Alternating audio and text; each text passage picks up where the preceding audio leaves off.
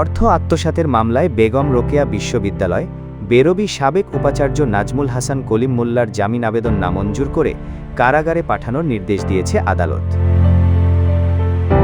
বৃহস্পতিবার 7 আগস্ট শুনানি শেষে ঢাকা মহানগর দায়রা জজ মোহাম্মদ জাকির হাসেন গালিব এই আদেশ দেন।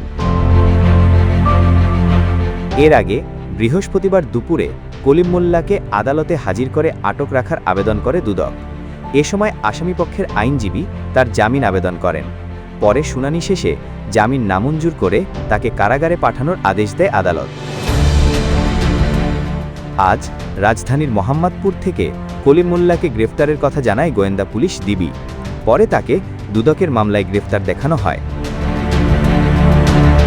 প্রসঙ্গত, গত 18 জুন বিশ্ববিদ্যালয়ের উন্নয়ন কাজের অর্থ আত্মসাতের অভিযোগে সাবেক ভিসি কলিম মোল্লা সহ 5 জনের বিরুদ্ধে মামলা দায়ের করে দুদক।